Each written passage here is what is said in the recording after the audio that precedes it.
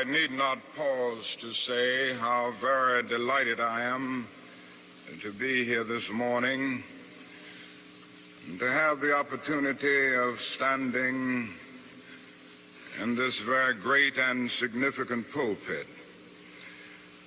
And I do want to express my deep personal appreciation to Dean Sayer and all of the cathedral clergy for extending the invitation. It is always a rich and rewarding experience to take a brief break from our day-to-day demands in the struggle for freedom and human dignity and discuss the issues involved in that struggle with concerned friends of goodwill all over our nation. And certainly it is always a deep and meaningful experience to be in a worship service. And so for many reasons, I'm happy to be here today. I would like to use as a subject from which to preach this morning, remaining awake through a great revolution. And the text for the morning is found in the book of Revelation. There are two passages there that I would like to quote. It's in the 16th chapter of that book. Behold, I make all things new. Former things are passed away. I'm sure that most of you have read that arresting little story from the pen of Washington Irving entitled Rip Van Winkle. The one thing that we usually remember about the story is that Rip Van Winkle slept 20 years. But that is another point in that little story that is almost always completely overlooked. It was a sign in the end from which Rip went up in the mountain for his long sleep. When Rip Van Winkle went up in the mountain, the sign had a picture of King George III of England. When he came down 20 years later, the sign had a picture of George Washington, the first president of the United States. And Rip Van Winkle looked up at the picture of George Washington, but in looking at the picture, he was amazed. He was completely lost. He knew not who he was. And this reveals to us that the most striking thing about the story of Rip Van Winkle is not merely that Rip slept 20 years, but that he slept through a revolution. While he was peacefully snoring up in the mountain, a revolution was taking place that at points would change the course of history. And Rip knew nothing about it. He was asleep. Yes, he slept through a revolution. One of the great liabilities of life is that all too many people find themselves living amid a great period of social change, and yet they fail to develop the new attitudes, the new mental responses that the new situation demands. And they end up sleeping through a revolution. There can be no gainsaying of the fact that a great revolution has taken place in the world today. In the sense it is a triple revolution.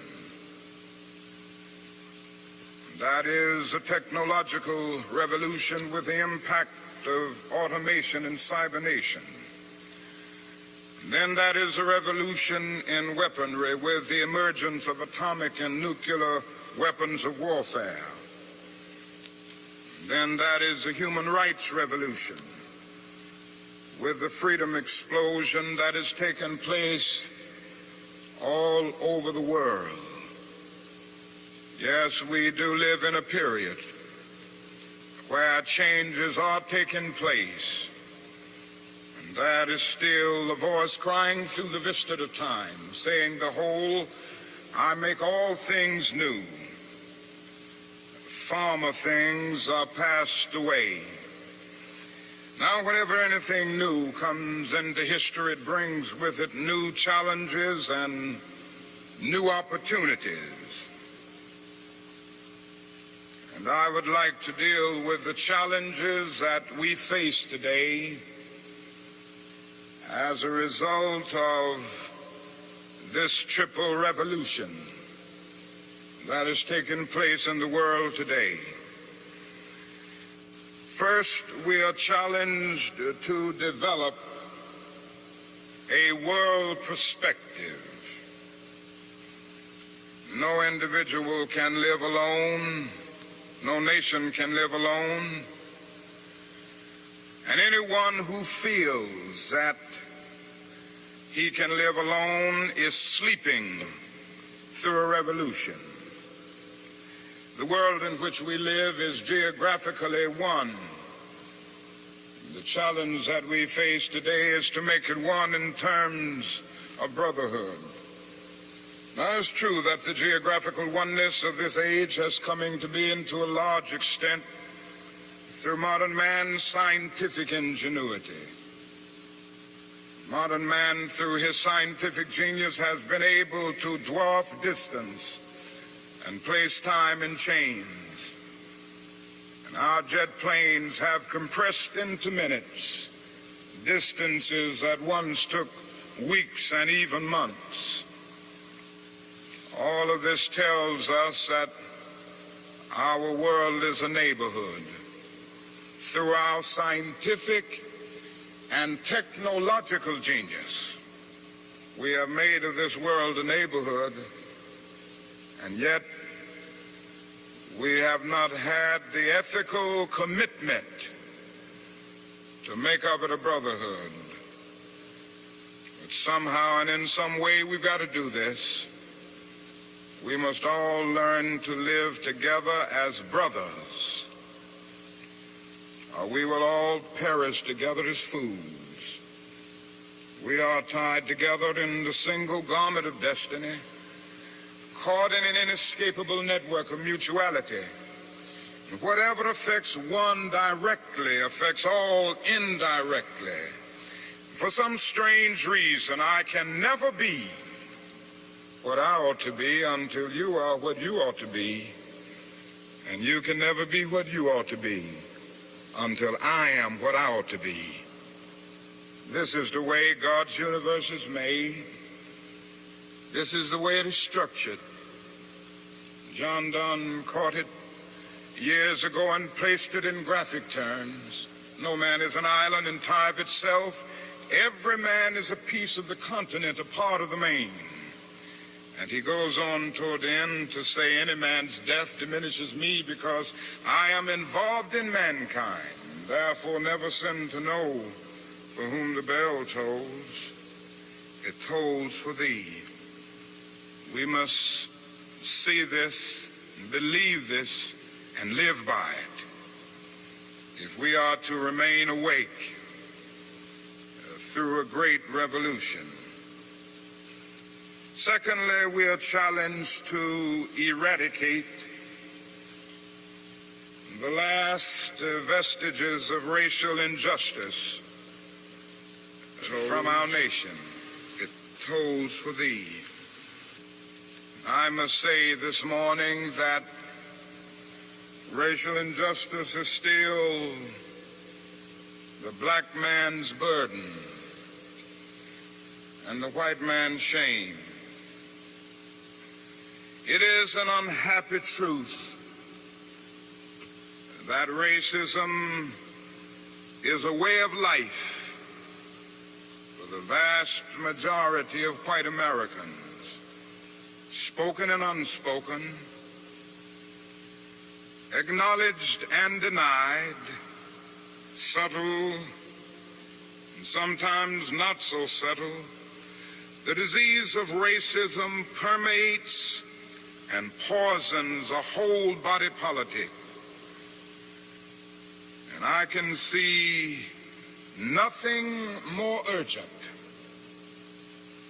than for America to work passionately and unrelentingly to get rid of the disease of racism. Something positive must be done. Everyone must share in the guilt, as individuals and as institutions. The government must certainly share the guilt. Individuals must share the guilt. Even the church must share the guilt. We must face the sad fact at 11 o'clock on Sunday morning when we stand to sing, "In Christ there is no east nor west." We stand in the most segregated hour of America.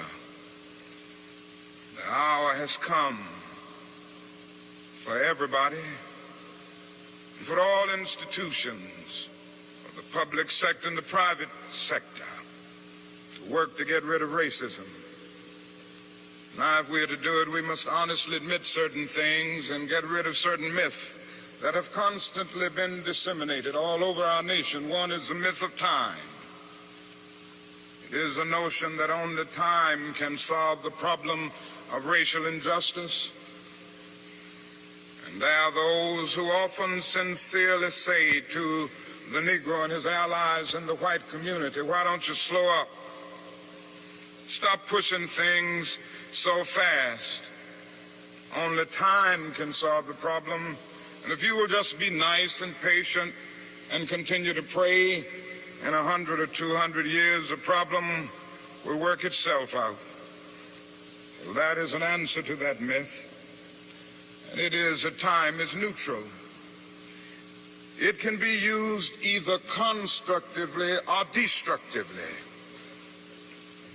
And I'm sorry to say this morning that I'm absolutely convinced that the forces of ill will in our nation, the extreme rightists of our nation, the people on the wrong side, have used time much more effectively than the forces of goodwill.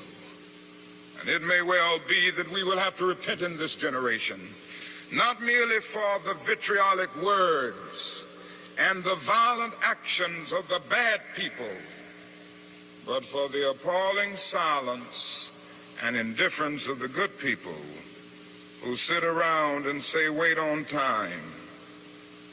Somewhere we must come to see that human progress never rolls in on the wheels of inevitability. It comes through the tireless efforts and the persistent work of dedicated individuals who are willing to be co-workers with God. And without this hard work, time itself becomes an ally of the primitive forces of social stagnation.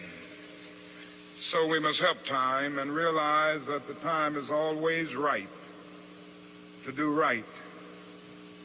Now, that is another myth that still gets around.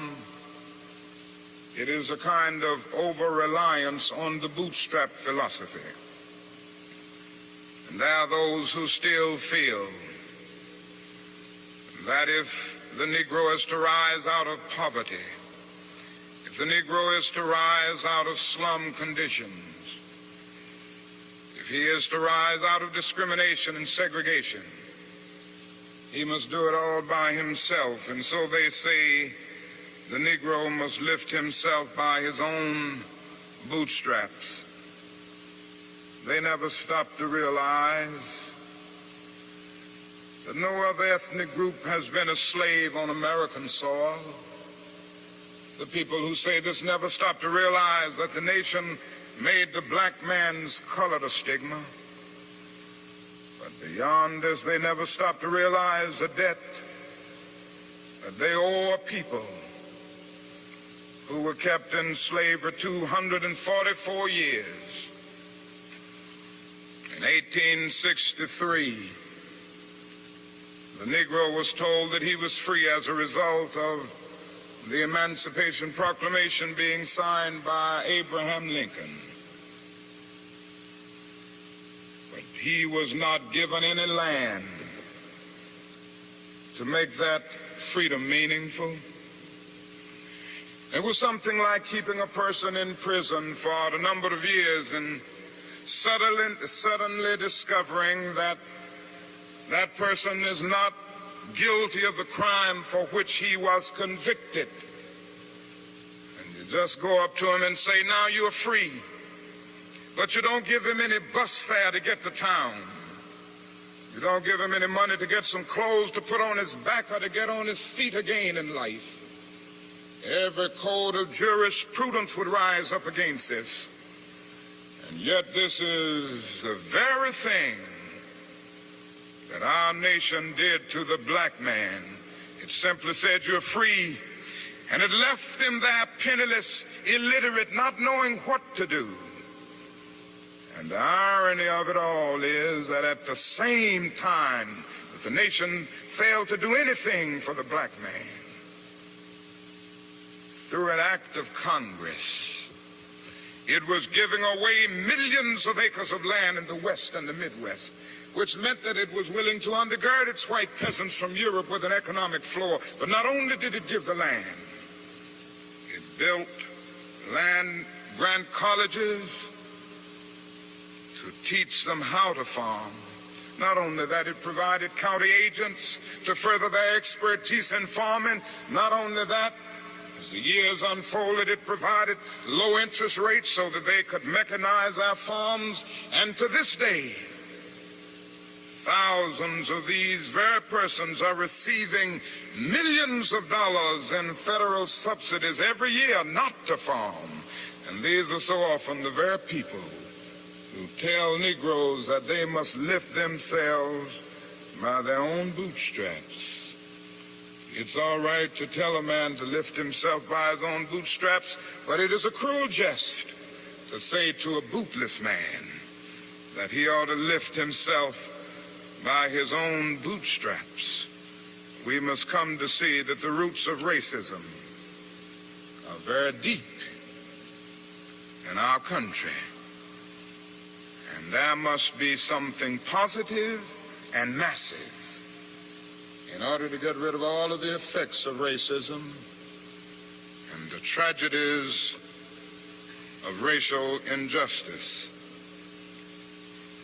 Now, that is another thing closely related to racism that I would like to mention as another challenge. We are challenged to rid our nation and the world of poverty. Like a monstrous octopus,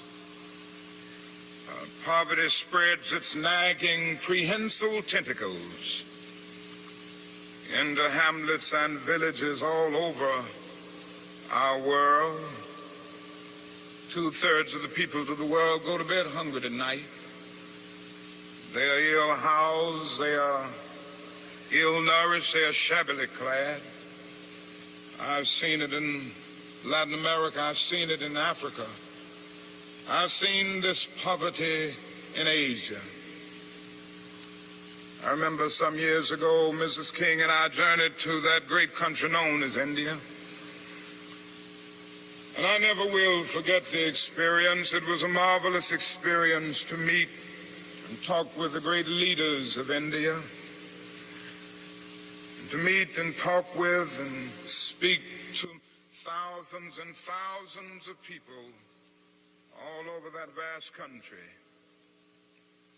These experiences will remain dear to me as long as the cords of memory shall lengthen. But I say to you this morning, my friends, there were those depressing moments.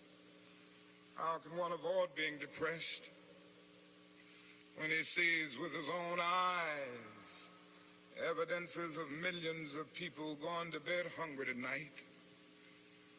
How can one avoid being depressed when he sees with his own eyes God's children sleeping on the sidewalks at night?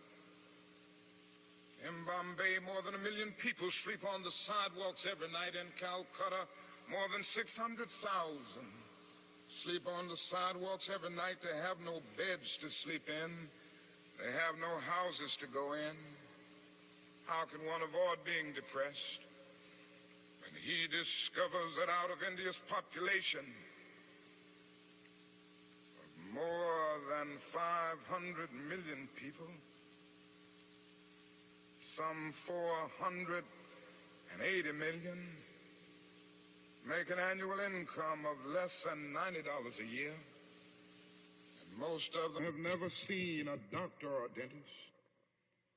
As I noticed these things, something within me cried out, can we in America stand idly by and not be concerned? And an answer came, oh no, because the destiny of the United States is tied up with the destiny of India and every other nation. And I started thinking of the fact that we spend in America millions of dollars a day to store surplus food. And I said to myself, I know where we can store that food free of charge, in the wrinkled stomachs of the millions of God's children all over the world who go to bed hungry at night. And maybe we spend far too much of our national budget establishing military bases around the world rather than bases of genuine concern and understanding. But not only do we see poverty abroad, I would remind you that in our own nation,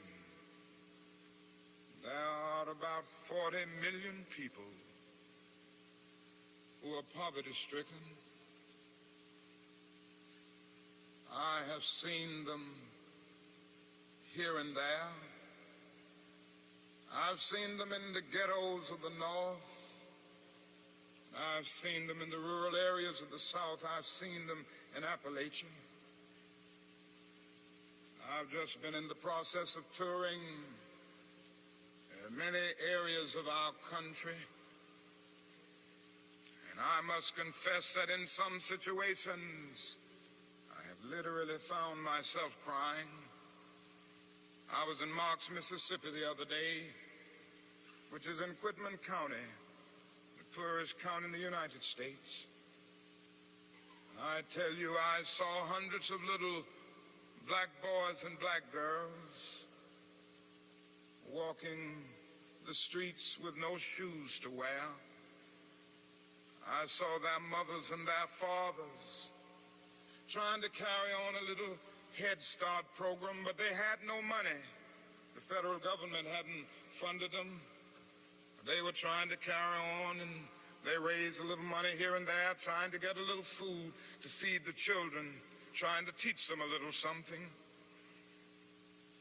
And I saw mothers and fathers who said to me, not only were they unemployed, but they didn't get any kind of income, no old age pension, no welfare check or anything. I said, how do you live? And they say, well, we go around to the neighbors and ask them for a little something. When the berry season comes, we pick berries. When the rabbit season comes, we hunt and catch a few rabbits. And that's about it. And I was in Newark and Harlem just this week. And I walked in to the homes of welfare mothers. I saw them in conditions, no, not with wall-to-wall carpet, but wall-to-wall rats and roaches. I stood in an apartment, and this welfare mother said to me, the landlord will not repair this place. I've been here 2 years. He had made single repair. She pointed out her little boy who was a victim of lead poisoning. She pointed out the walls with all of the ceiling falling through. She showed me the holes where the rats came in. And she said, night after night, we have to stay awake, keep the rats and the roaches from getting to the children. I said, how much do you pay for this apartment? She said, $125. And I looked and I thought and said to myself, it isn't worth $60. Poor people are forced to pay more for less, living in conditions day in and day out where their whole area is constantly drained without being replenished. It becomes a kind of domestic colony. And the tragedy is so often these 40 million people are invisible because America is so affluent, so rich, because our expressways carry us away from the ghetto. We don't see the poor. Jesus told a parable one day,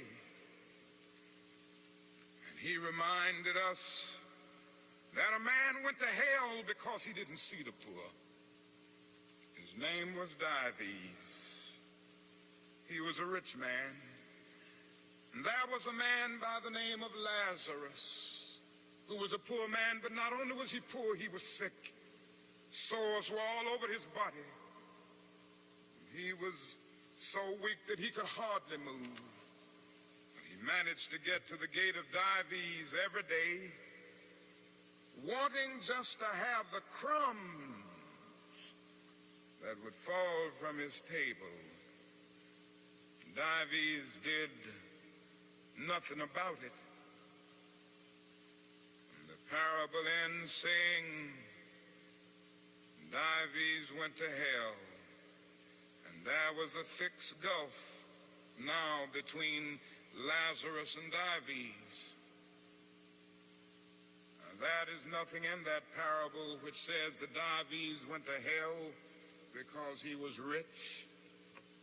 Jesus never made a universal indictment against all wealth. It is true that one day a rich young ruler came to him and he advised him to sell all. But in that instance, Jesus was prescribing individual surgery and not setting forth a universal diagnosis.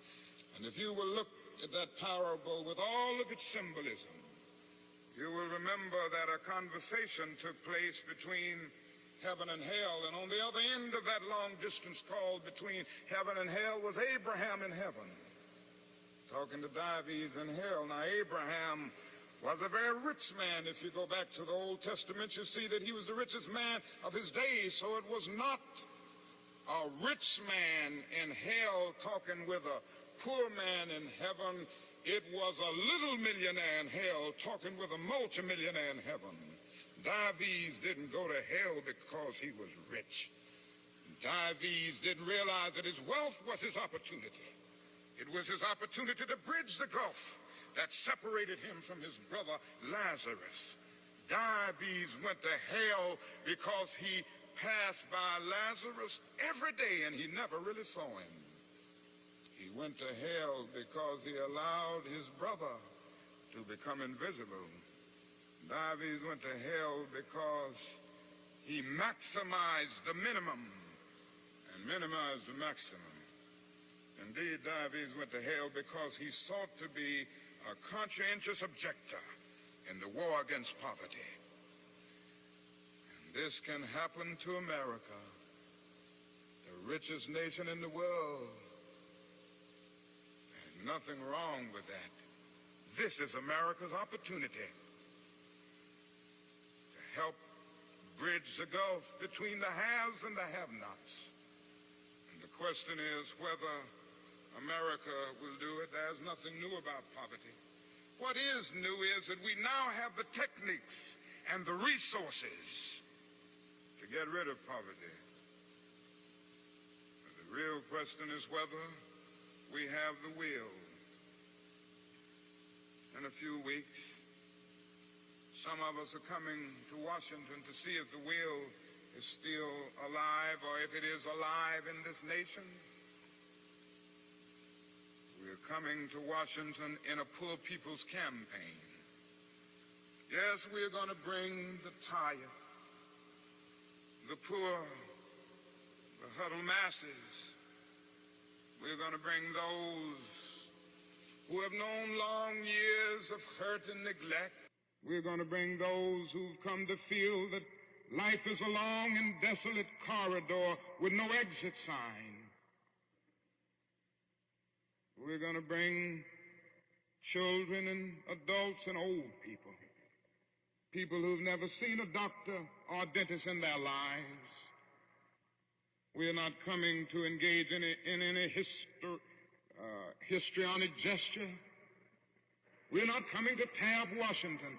We're coming to demand that the government will address itself to the problem of poverty. We read one day, we hold these truths to be self-evident, that all men are created equal, that they are endowed by their Creator with certain inalienable rights, that among these are life, liberty, and the pursuit of happiness. But if a man doesn't have a job or an income, he has neither life nor liberty and the possibility for the pursuit of happiness. He merely exists. We're coming to ask America to be true to the huge promissory note that it signed years ago. And we're coming to engage in dramatic, non-violent action to call attention to the gulf between promise and fulfillment, to make the invisible visible. Why do we do it this way? We do it this way because it is our experience that the nation doesn't move around questions of genuine equality for the poor and for black people until it is confronted massively, dramatically, in terms of direct action. Great documents are here to tell us something should be done. We met here some years ago in the White House Conference on Civil Rights, and we out with the same recommendations that we will be demanding in our campaign here, but nothing has been done.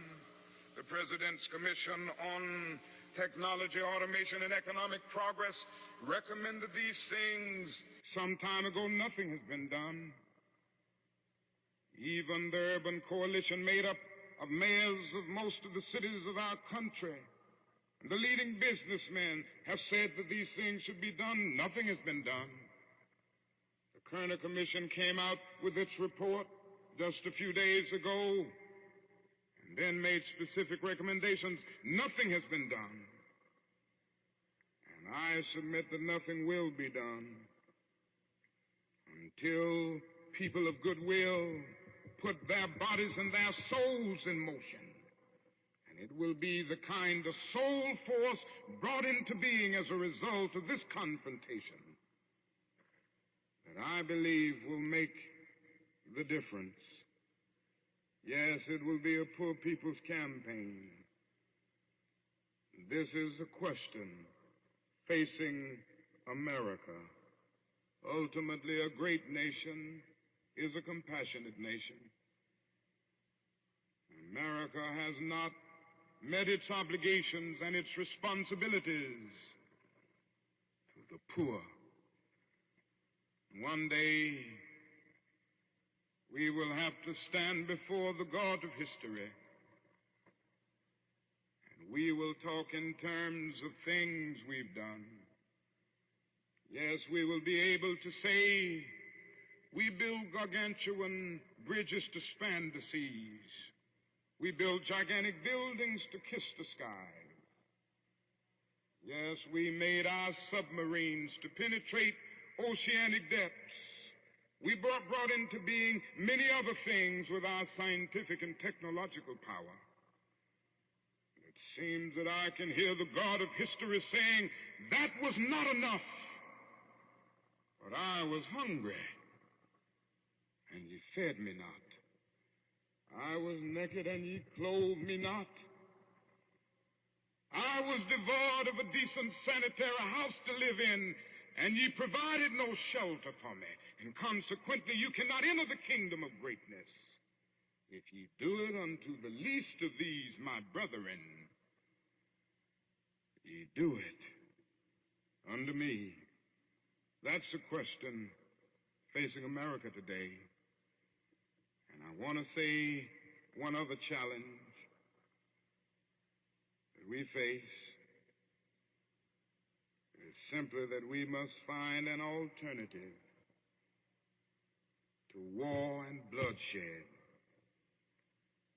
Anyone who feels, and there are still a lot of people who feel that way, that war can solve the social problems facing mankind, is sleeping through a revolution. President Kennedy said on one occasion, mankind must put an end to war, or war will put an end to mankind. The world must hear this. I pray God that America will hear this before it is too late, because today we are fighting a war. I'm convinced that it is one of the most unjust wars that has ever been fought in the history of the world.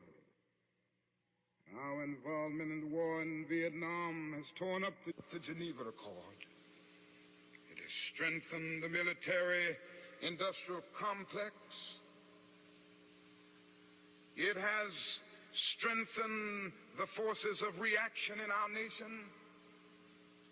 It has put us against the self-determination of the vast majority of Vietnamese people and put us in a position of protecting a corrupt regime that is stacked against the poor.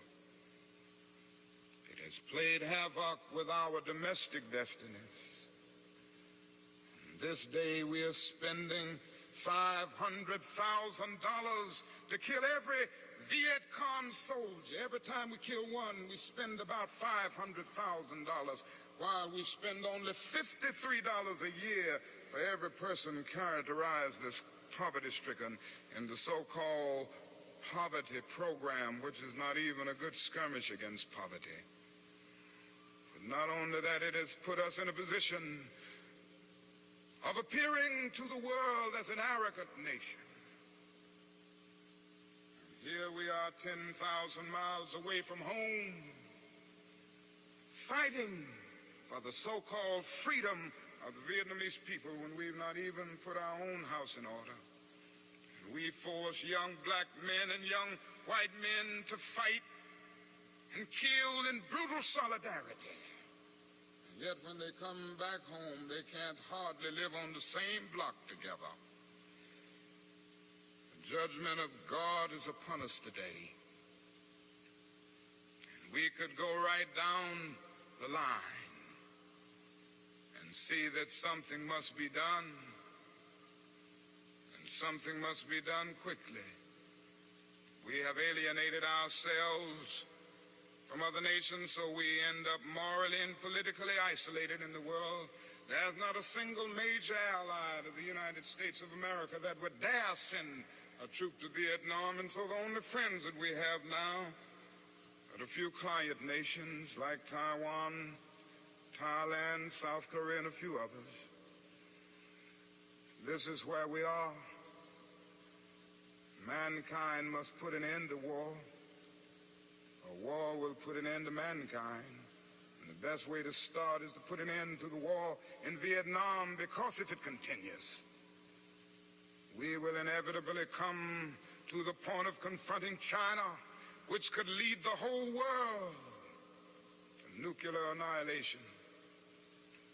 It is no longer the choice, my friends, between violence and nonviolence.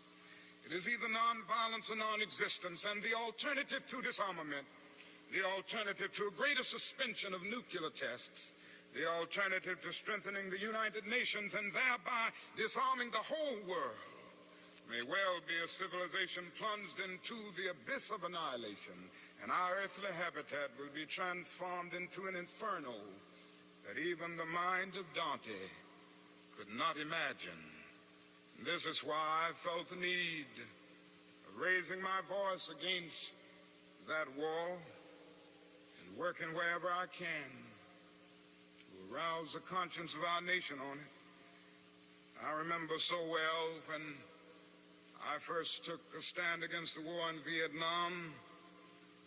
The critics took me on, and they had their say in the most negative and sometimes most vicious way. One day a newsman came to me and said, "Dr. King, don't you think you're going to have to stop now opposing the war and move more in line with the administration's policy? Because I understand it has hurt the budget of your organization, and people who once respect you have lost respect. People who once respected you have lost respect for you.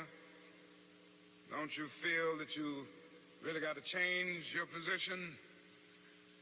I looked at him and I had to say, "Sir, I'm sorry, you don't know me. I'm not a consensus leader. I do not determine what is right and wrong by looking at the budget of the Southern Christian Leadership Conference or by taking a sort of Gallup poll of the majority opinion. Ultimately, a genuine leader is not a searcher for consensus, but a mold of consensus. On some positions, cowardice asks the question, is expedient? And then expediency comes along and asks the question, is it politic?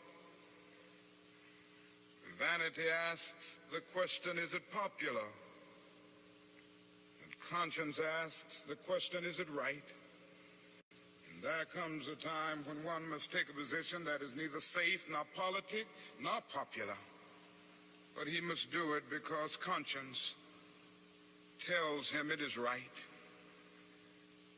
And I believe today that that is a need for all people of goodwill to come with a massive act of conscience and say, in the words of the old Negro spiritual, we ain't gonna study war no more.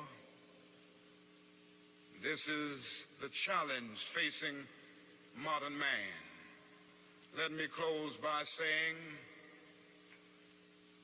that we have difficult days ahead in the struggle for justice and peace.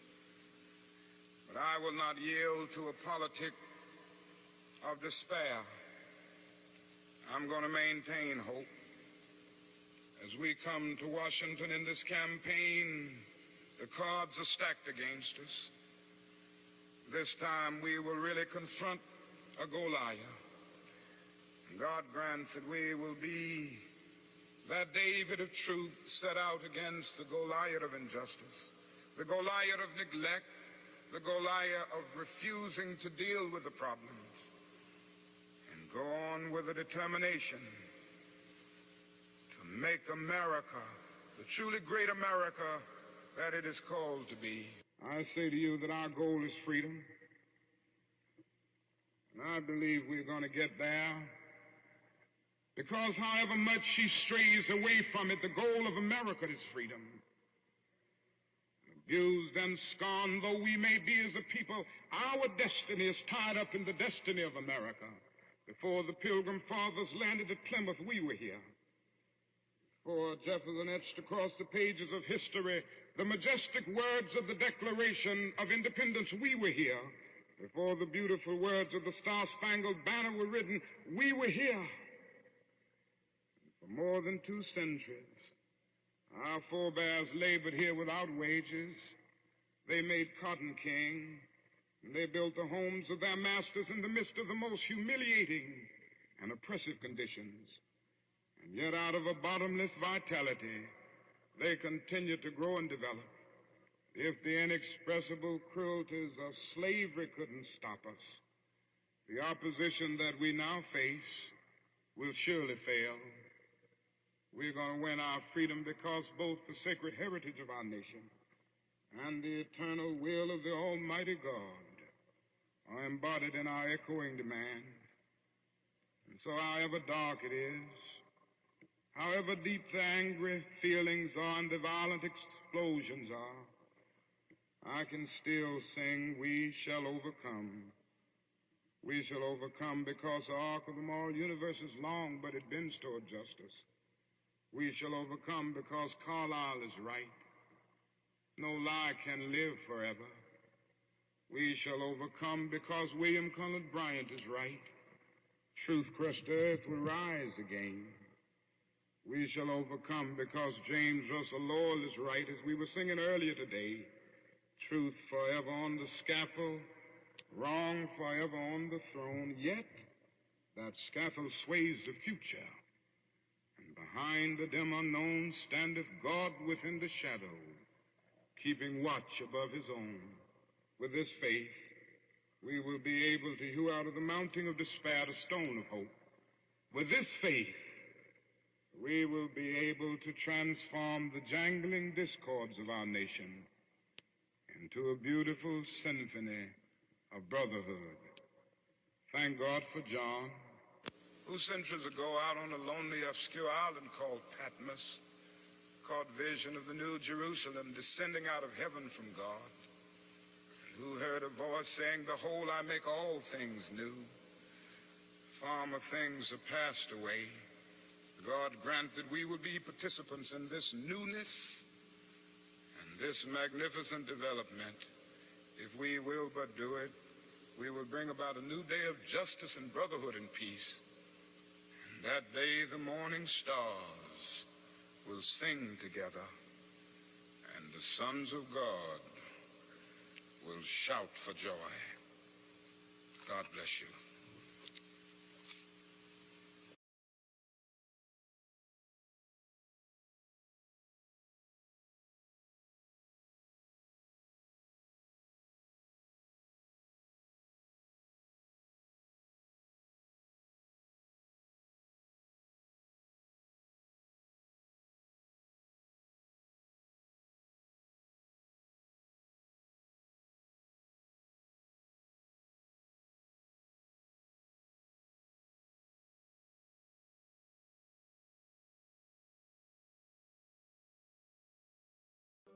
Lazy Boy knows that you're not home until your home looks like, well, you or me. That's why everything comes in a variety of styles, from traditional to modern to everything in between.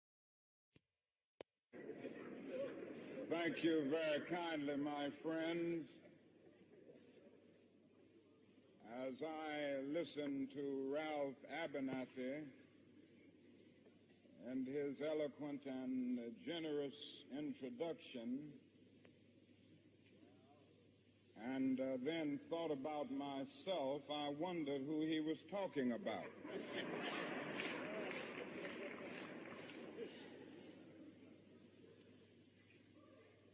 It's always good to have your closest friend and associate to say something good about you. And Ralph Abernathy is the best friend that I have in the world. I'm delighted to see each of you here tonight in spite of a storm warning. You reveal that you are determined to go on anyhow. Something is happening in Memphis. Something is happening in our world. And you know, if I was standing at the beginning of time with the possibility of taking a kind of general and panoramic view of the whole of human history up to now, and the Almighty said to me, "Martin Luther King, which age would you like to live in?" I would take my mental flight by Egypt, and I would watch God's children in their magnificent trek from the dark dungeons of Egypt through or rather to cross the Red Sea through the wilderness on toward the Promised Land. And in spite of its magnificence, I wouldn't stop there. I would move on by Greece and take my mind to Mount Olympus. And I would see Plato, Aristotle, Socrates, Euripides, and Aristophanes assemble around the Parthenon.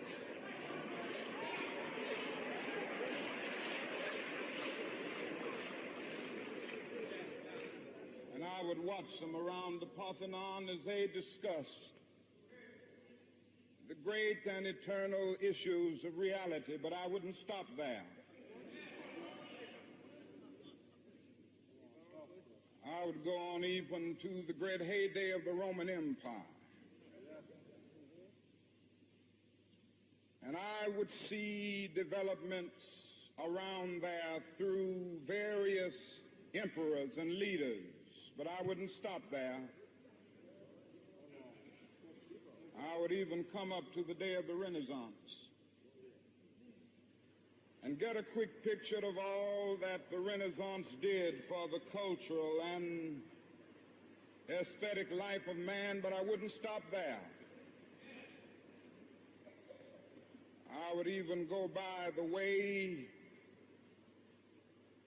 that the man for whom I'm named had his habitat. And I would watch Martin Luther as he tacked his 95 Theses on the door at the Church of Wittenberg, but I wouldn't stop there. I would come on up even to 1863 and watch a vacillating president by the name of Abraham Lincoln finally come to the conclusion that he had to sign the Emancipation Proclamation, but I wouldn't stop there.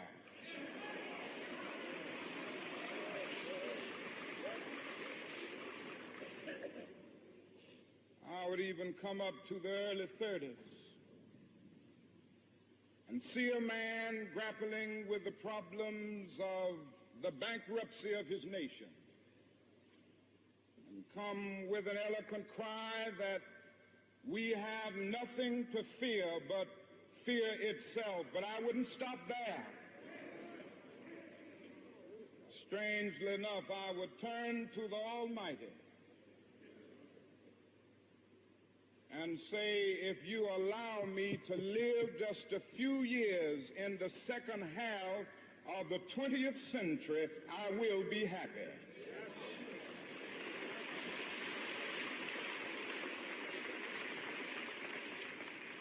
Now, that's a strange statement to make because the world is all messed up. The nation is sick. Trouble is in the land, confusion all around. That's a strange statement.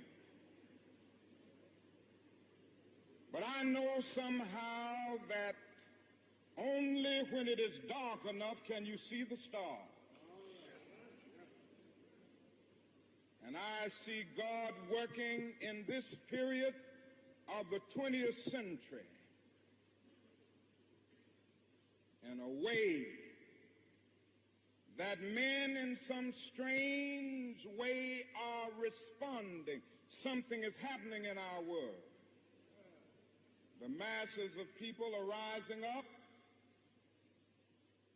and wherever they are assembled today, whether they are in Johannesburg, South Africa, Nairobi, Kenya, Accra, Ghana, New York City, Atlanta, Georgia, Jackson, Mississippi, or Memphis, Tennessee, the cry is always the same: we want to be free.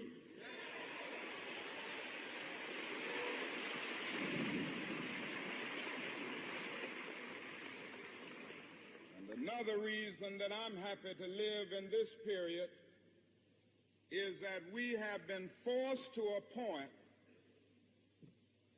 where we are going to have to grapple with the problems that men have been trying to grapple with through history, but the demands didn't force them to do it. survival demands that we grapple with them. Men for years now have been talking about war and peace, but now no longer can they just talk about it. It is no longer the choice between violence and nonviolence in this world. It's nonviolence or non-existence. That is where we are today.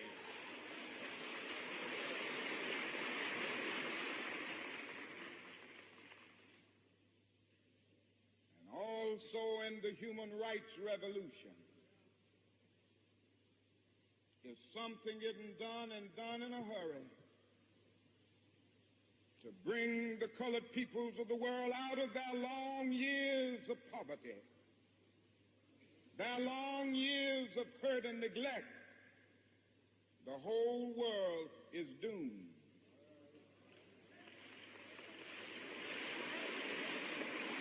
Now, I'm just happy that God has allowed me to live in this period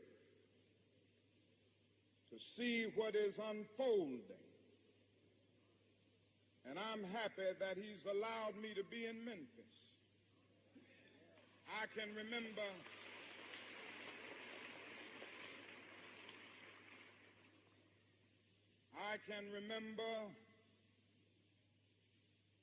when Negroes were just going around, as Ralph has said, so often scratching where they didn't itch and laughing when they were not tickled.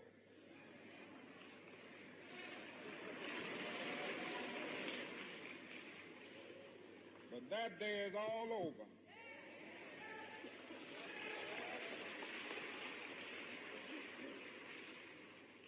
We mean business now, and we are determined to gain our rightful place in God's world.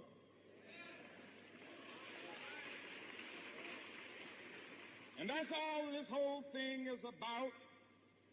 We aren't engaged in any negative protest and in any negative arguments with anybody. We are saying that we are determined to be men. We are determined to be people. We are saying that we are God's children. And if we are God's children, we don't have to live like we are forced to live. Now, what does all of this mean in this great period of history?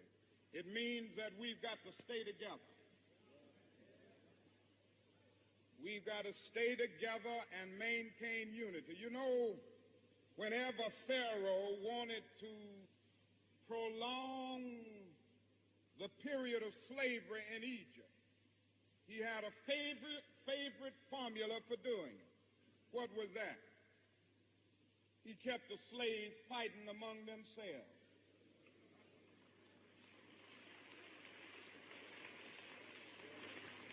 But whenever the slaves get together, something happens in Pharaoh's court, and he cannot hold the slaves in slavery. When the slaves get together, that's the beginning of getting out of slavery.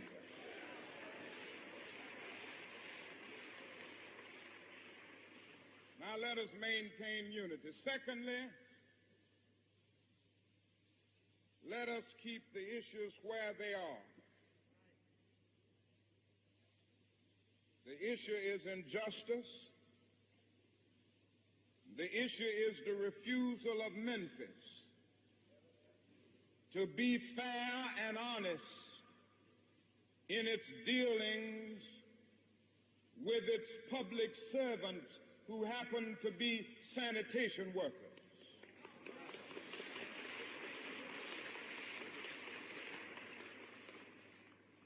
Now, we've got to keep attention on that.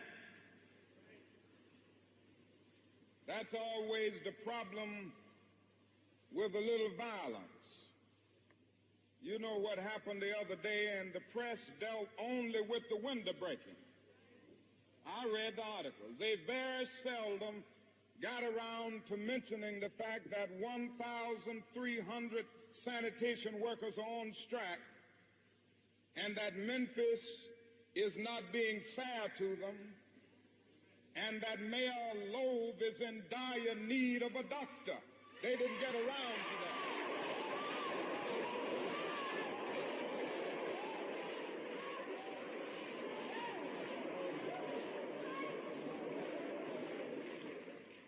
Now we're going to march again, and we've got to march again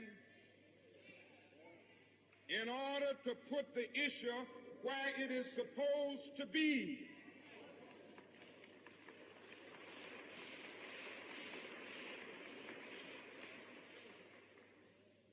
And force everybody to see that there are 1,300 of God's children here suffering. Sometimes going hungry, going through dark and dreary nights, wondering how this thing is going to come out. That's the issue. And we've got to say to the nation, we know how it's coming out. But when people get caught up with that which is right and they are willing to sacrifice for it, there is no stopping point short of victory.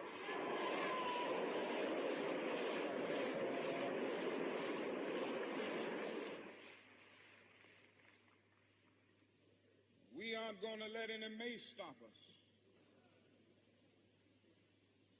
We are masters in our nonviolent movement in disarming police forces. They don't know what to do.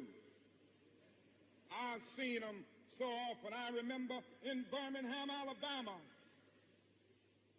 when we were in that majestic struggle there. We would move out of the 16th Street Baptist Church day after day. By the hundreds, we would move out, and Bull Connor would tell them to send the dogs forth. And they did come. But we just went before the dogs singing, ain't gonna let nobody turn me around.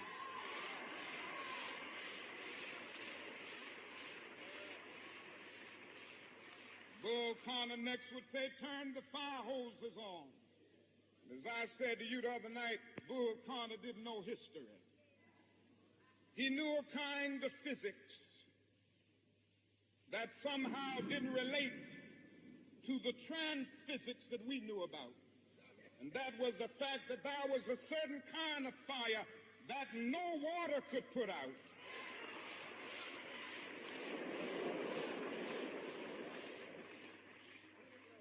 We went before the fire hoses. We had known water. If we were Baptists or some other denominations, we had been immersed. If we were Methodists and some others, we had been sprinkled, but we knew water. That couldn't stop us. And we just went on before the dogs, and we would look at them, and we'd go on before the water hoses, and we would look at it, and we just go on singing, over my head I see freedom in the air.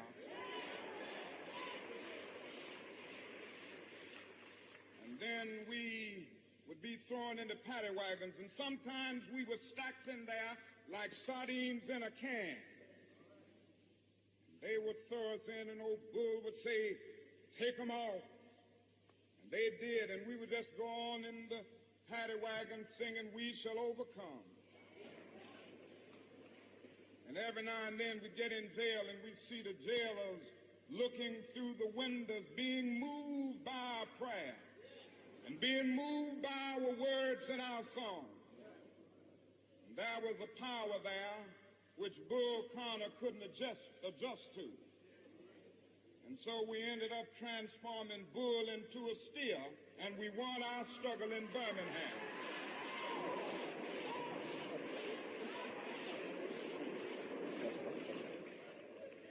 We've got to go on in Memphis just like that. I call upon you to be with us when we go out Monday. Now about injunctions. We have an injunction, and we're going into court tomorrow morning. to fight this illegal, unconstitutional injunction. All we say to America is be true to what you said on paper.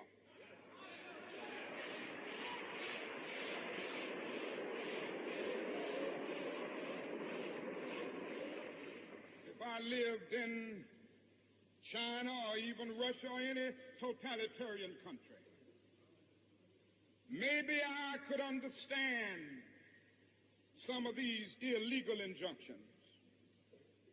Maybe I could understand the denial of certain basic First Amendment privileges because they haven't committed themselves to that over there.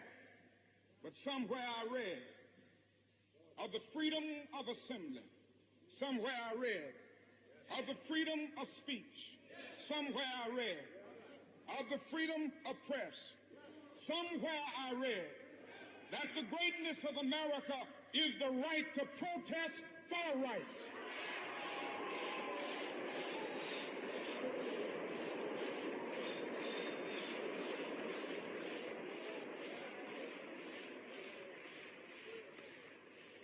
And so just as I say we aren't going to let any dogs or water hoses turn us around, we aren't going to let any injunction turn us around.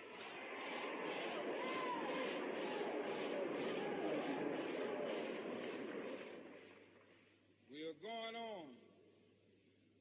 We need all of you. You know what's beautiful to me? Is to see all of these ministers of the gospel. It's a marvelous picture. Who is it that is supposed to articulate the longings and aspirations of the people more than the preacher? Somehow the preacher must have a kind of fire shut up in his bones. And whenever injustice is around, he must tell it. Somehow the preacher must be an Amos, who said, when God speaks, who can but prophesy? Again with Amos, let justice roll down like waters and righteousness like a mighty stream. Somehow the preacher must say with Jesus, the Spirit of the Lord is upon me because he has anointed me. And he's anointed me to deal with the problems of the poor. And I want to commend the preachers under the leadership of these noble men, James Lawson, one who has been in this struggle for many years. He's been to jail for struggling. He's been kicked out of Vanderbilt University for this struggling, but he's still going on fighting for the rights of his people.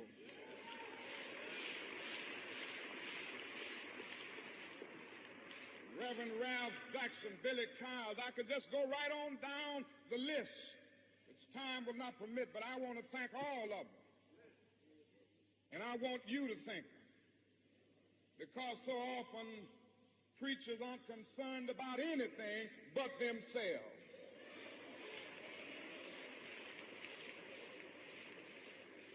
And I'm always happy to see a relevant ministry. It's all right to talk about long white robes over yonder in all of its symbolism. But ultimately, people want some suits and dresses and shoes to wear down here.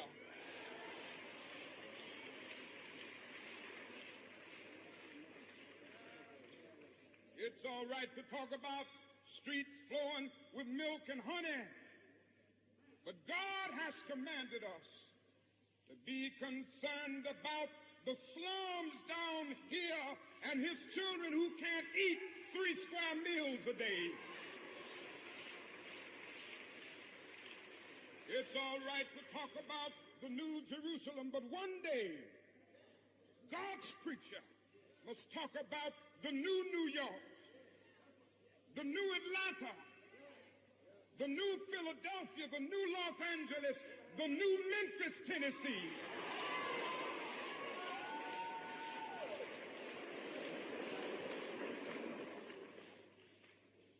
This is what we have to do. Now, the other thing we'll have to do is this. Always anchor our external direct action with the power of economic withdrawal. Now, we are poor people. Individually, we are poor when you compare us with white society in America. We are poor. Never stop. Forget that collectively, that means all of us together, collectively we are richer than all the nations in the world with the exception of 9. Did you ever think about that? After you leave the United States, Soviet Russia, Great Britain, West Germany, France, and I can name others, the American Negro collectively is richer than most nations of the world. We have an annual income of more than $30 billion a year, which is more than all of the exports of the United States and more than the national budget of Canada. Did you know that? That's power right there if we know how to pool it.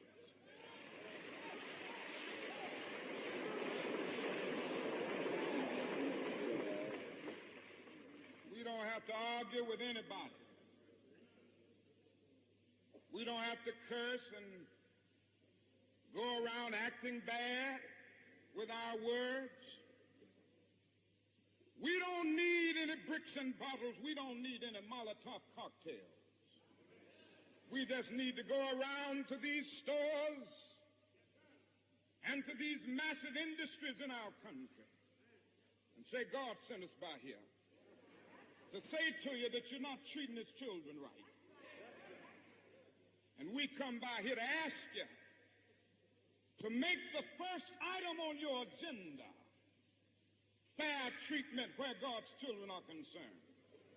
Now, if you are not prepared to do that, we do have an agenda that we must follow. And our agenda calls for withdrawing economic support from you.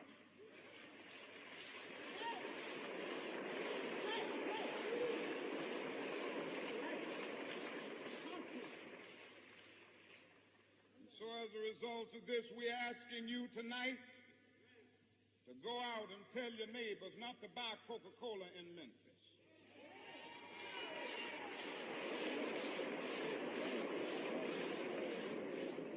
Go by and tell them not to buy Seal Test milk.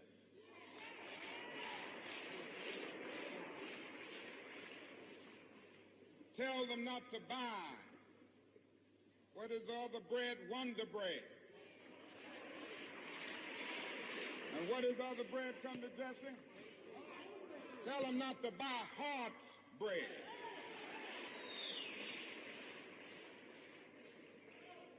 As Jesse Jackson has said, up to now, only the garbage men have been feeling pain. Now we must kind of redistribute the pain.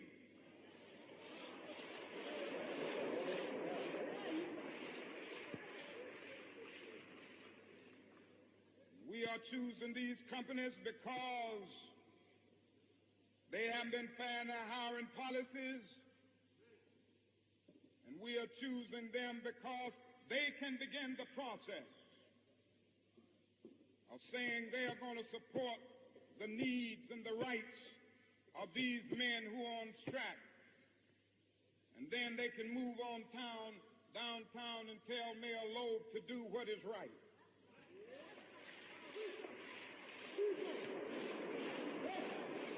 And not only that, we've got to strengthen black institutions. I call upon you to take your money out of the banks downtown and deposit your money in Tri-State Bank.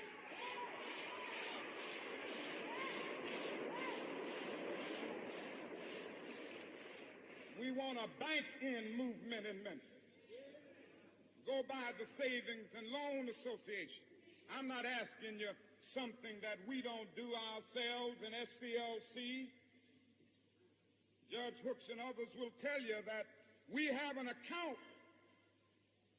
here in the Savings and Loan Association from the Southern Christian Leadership Conference, we are telling you to follow what we are doing. Put your money there.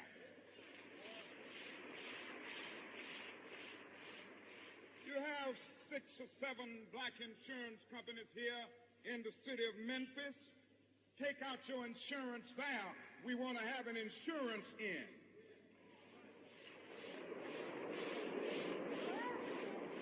Now, these are some practical things that we can do. We begin the process of building a great economic base, and at the same time, we are putting pressure where it really hurts. Now, I ask you to follow through here. Now, let me say as I move to my conclusion that we've got to give ourselves to this struggle until the end. Nothing would be more tragic than to stop at this point in Memphis. We got to see it through.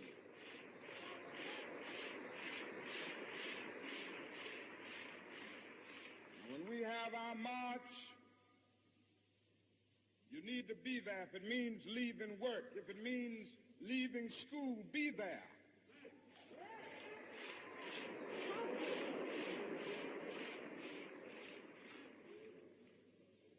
Be concerned about your brother. You may not be on strike,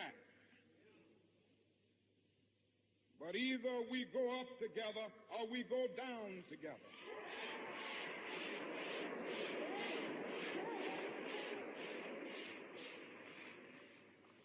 Let us develop a kind of dangerous unselfishness.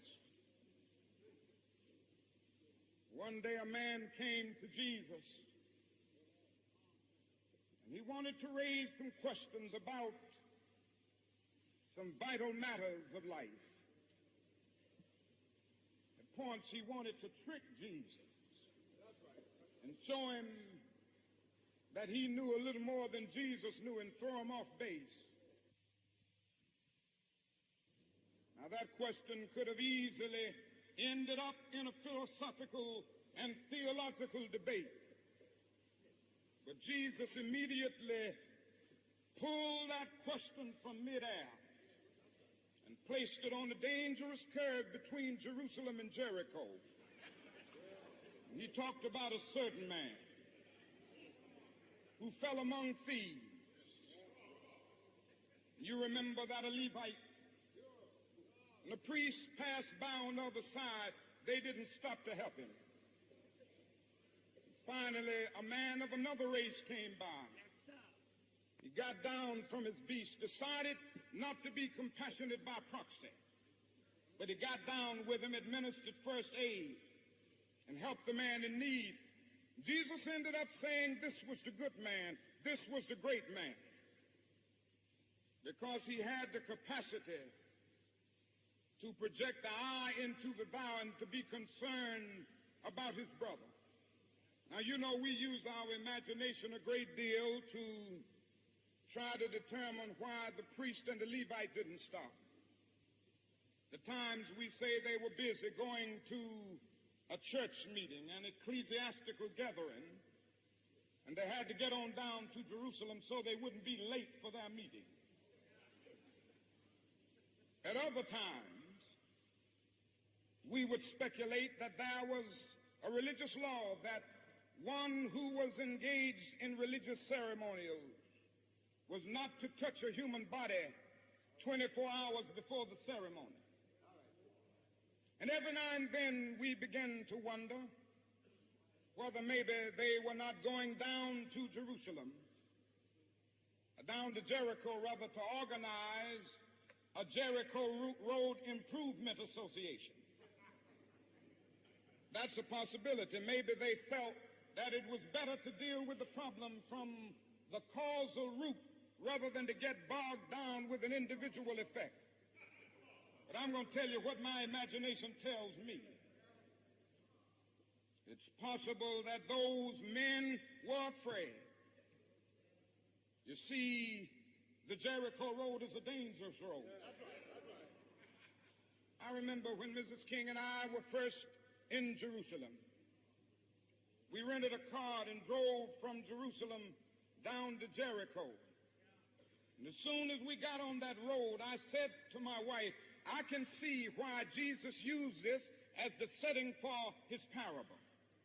It's a winding, meandering road. It's really conducive for ambushing.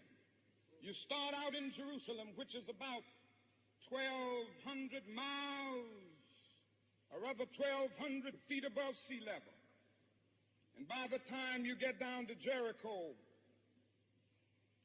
15 or 20 minutes later, you're about 2,200 feet below sea level.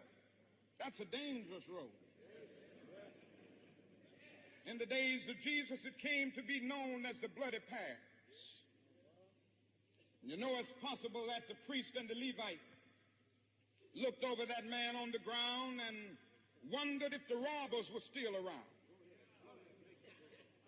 Or it's possible that they felt that the man on the ground was merely faking. And he was acting like he had been robbed and hurt in order to seize them over there, lure them there for quick and easy seizure. And so the first question that the priest asked, the first question that the Levite asked was, if I stop to help this man, what will happen to me? But then the Good Samaritan came by, and he reversed the question. If I do not stop to help this man, what will happen to him? That's the question before you tonight. Not if I stop to help the sanitation workers, what will happen to my job? Not if I stop to help the sanitation workers, what will happen to all of the hours that I usually spend in my office every day and every week as a pastor? The question is not if I stop to help this man in need, what will happen to me? The question is, if I do not stop to help the sanitation workers, what will happen to them? That's the question.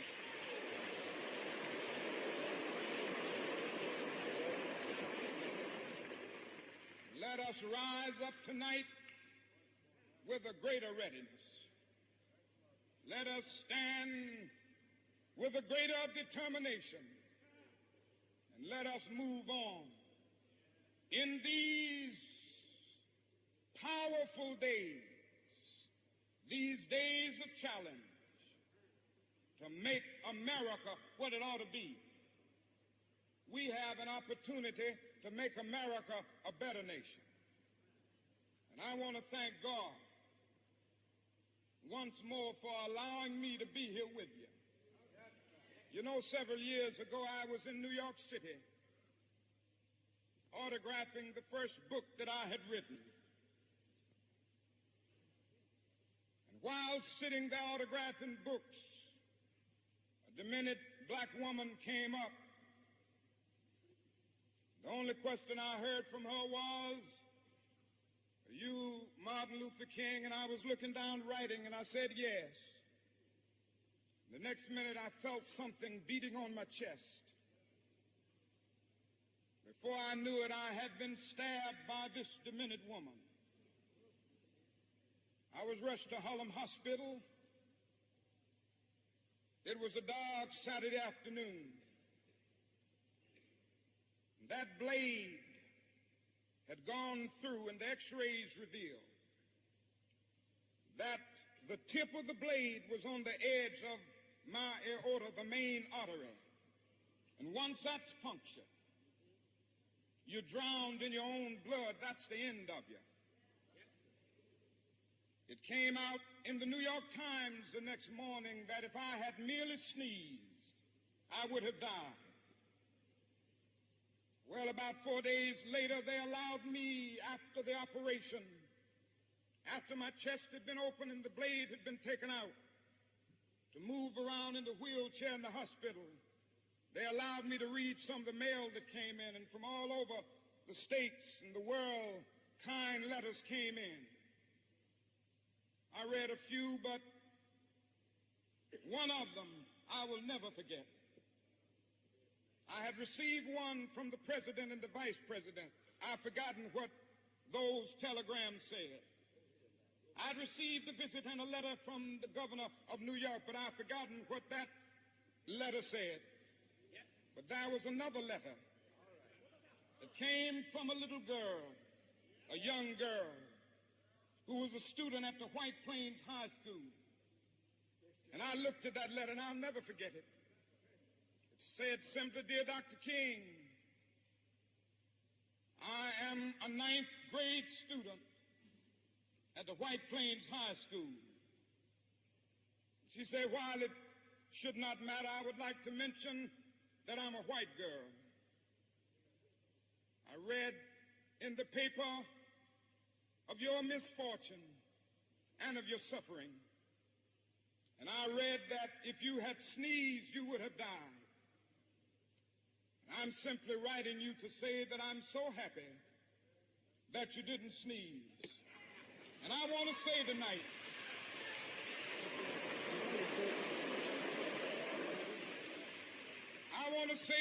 that I too am happy that I didn't sneeze, because if I had sneezed, I wouldn't have been around here in 1960, when students all over the South started sitting in at lunch counters.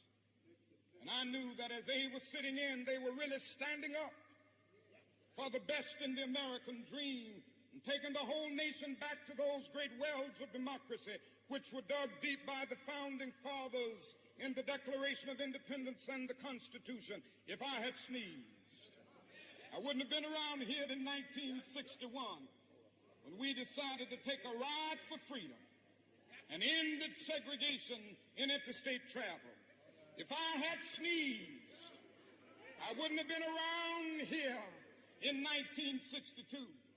The Negroes in Albany, Georgia, decided to straighten their backs up.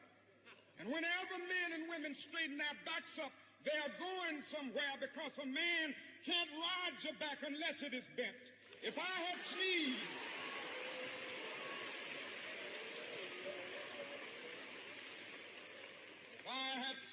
I wouldn't have been here in 1963. The black people of Birmingham, Alabama,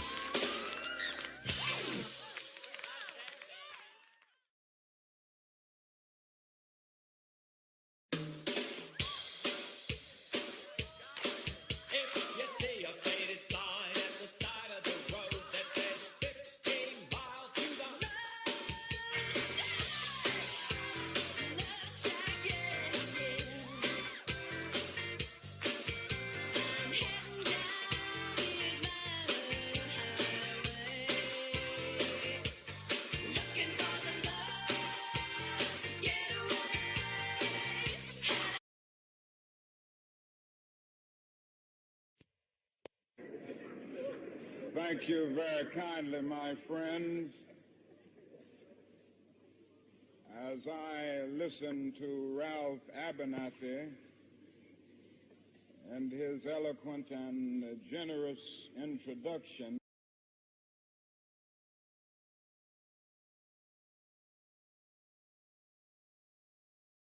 Hey, my name's Kevin. I'm a musician and performer.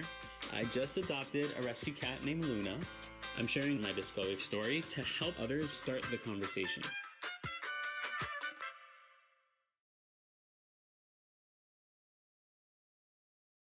Fire is ingredient number one at Logan's Roadhouse. Made with real mesquite wood, hand-picked just like our butcher-selected steaks. For a smoky, bold flavor like no other. Served with scratch-made rolls. Logan's Roadhouse. We know steak.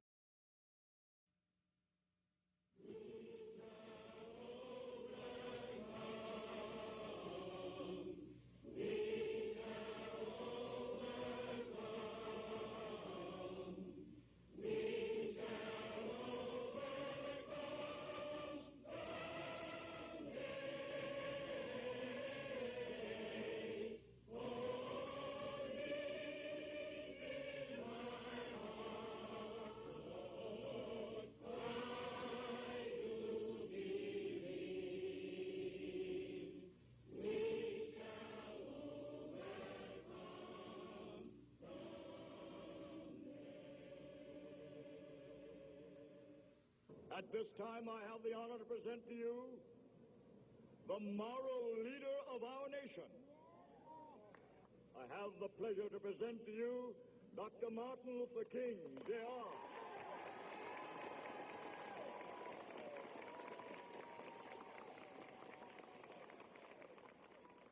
I am happy to join with you today